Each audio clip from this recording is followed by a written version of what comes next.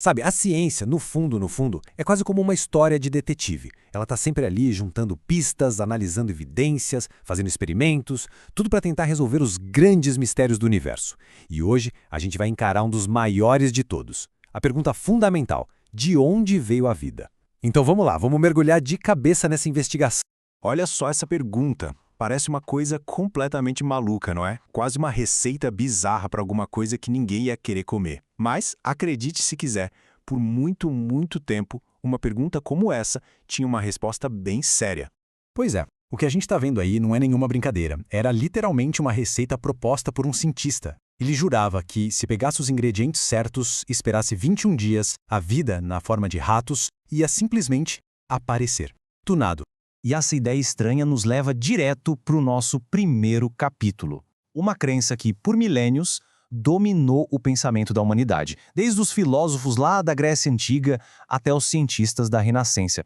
A teoria era a da biogênese, ou como ficou mais conhecida, geração espontânea, e foi proposta por gente muito influente, como Aristóteles. Para eles era uma coisa óbvia, sabe? Tipo, claro que larvas aparecem na carne podre, e é claro que sapos brotam da lama. Aí, em 1621, Jan van Helmont levou a coisa a um outro nível com a tal receita de ratos. Ele realmente acreditava que o suor da camisa suja tinha um princípio ativo que transformava o trigo em vida. Ok, uma pausa rápida para a gente alinhar o nosso vocabulário de detetive. No dia a dia, a gente usa a palavra teoria como se fosse um palpite, né? Ah, eu tenho uma teoria. Mas na ciência é o completo oposto. Uma hipótese, essa sim, é o palpite inicial, a ideia que precisa ser testada. Já uma teoria, como a da evolução, por exemplo, é uma explicação super robusta com uma montanha de evidências por trás.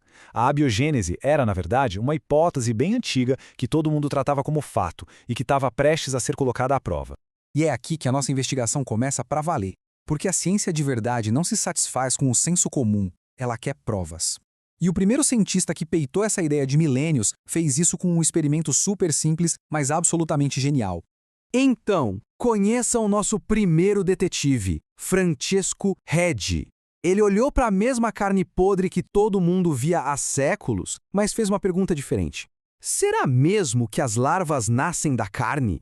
Ou tem alguma outra coisa acontecendo aqui? Uma hipótese simples, mas que ia mudar tudo. E para testar essa hipótese, o Red montou o que a gente pode chamar de uma cena de crime controlada. Ele pegou vários frascos com carne, deixou alguns abertos, totalmente expostos, e outros fechados, mas de um jeito bem inteligente. E aqui está o flagrante. Nos frascos abertos, as moscas pousavam na carne e, dias depois, tcharam, larvas para todo lado. Mas nos frascos que ele cobriu com uma gaze fininha, que deixava o ar entrar, mas barrava as moscas, não aconteceu nada, nadinha. A conclusão era óbvia, né? As larvas não vinham da carne, elas vinham dos ovos que as moscas botavam ali. Caso encerrado, pelo menos para as moscas. O Redi resolveu o mistério das larvas, mas aí inventaram um microscópio. E isso abriu um debate totalmente novo. Ok, a vida grande não surge do nada. Mas e aqueles animálculos minúsculos que agora todo mundo via numa gota d'água? Parecia que a geração espontânea tinha encontrado seu último esconderijo. E aí entra em cena o nosso próximo grande herói, Louis Pasteur. Ele decidiu que ia dar um ponto final nessa história. Ele queria criar um experimento definitivo para provar de uma vez por todas que a vida em qualquer tamanho só pode vir de outra vida. É o que a gente chama de princípio da biogênese. O design do experimento do Pasteur é o de uma genialidade absurda. Ele usou um frasco com um gargalo bem longo e curvado, parecendo um pescoço de cisne. Aí ele ferveu um caldo nutritivo lá dentro para esterilizar, matando qualquer micróbio que já estivesse ali. O ar conseguia entrar e sair livremente. Mas olha a sacada. A poeira e os micróbios do ar ficavam presos naquela curva. E o resultado foi espetacular. Enquanto o pescoço de cisne estava intacto, o caldo ficava limpinho, estéril por meses, às vezes até anos. Mas no exato momento em que Pasteur quebrava o gargalo e o caldo tinha contato direto com o ar, pronto.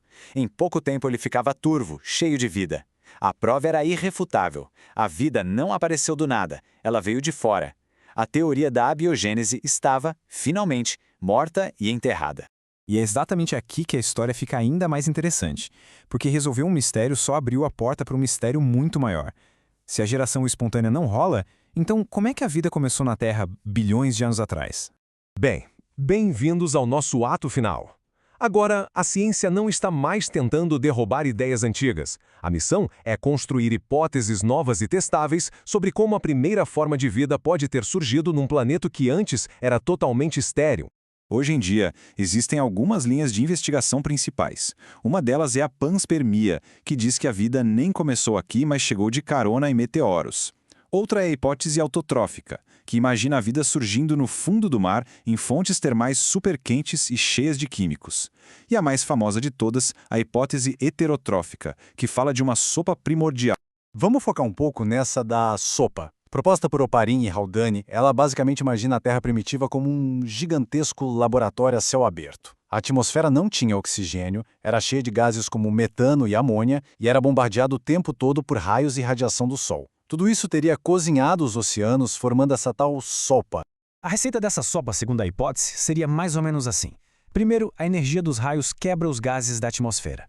Depois, na água dos oceanos, os átomos se recombinavam formando moléculas mais complexas, como aminoácidos, que são os tijolinhos das proteínas. Essas proteínas, então, teriam se agrupado formando umas estruturas que eles chamaram de coacervados, que seriam como as primeiras bolhas, os protótipos das primeiras células. Isso tudo era uma história e tanto, uma hipótese fascinante. Mas como a gente já viu, na ciência, uma boa história não basta, precisa de teste. E foi exatamente isso que dois cientistas, Stanley Miller e Harold Urey, decidiram fazer. Eles iam tentar recriar a Terra primitiva dentro do laboratório. O aparelho que eles montaram era simplesmente genial. Era um sistema todo fechado, com água fervendo para simular o oceano e uma mistura dos gases que eles achavam que existiam na atmosfera primitiva.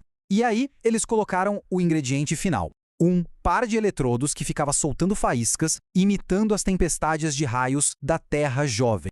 E depois de só uma semana, a água no experimento, que no começo era limpinha, ficou turva, meio avermelhada. Quando eles analisaram quimicamente essa água, o resultado foi inacreditável. Vários tipos de aminoácidos, as moléculas essenciais da vida, tinham se formado ali, sozinhos, a partir dos ingredientes inorgânicos. Foi a primeira prova experimental de que aquele primeiro passo, da química para a biologia, era sim possível. Da receita para criar ratos até um experimento que cria os tijolos da vida em laboratório, a jornada da ciência é essa busca que não para nunca. O experimento de Miller-Urey não criou vida, claro, mas ele mostrou que a barreira entre o não vivo e o vivo talvez não seja tão intransponível assim. E isso nos deixa com uma última pergunta, né? Se a gente já descobriu tudo isso, que outros segredos sobre as nossas origens estão logo ali na esquina, só esperando pelo próximo experimento, pela próxima pergunta corajosa? A investigação continua.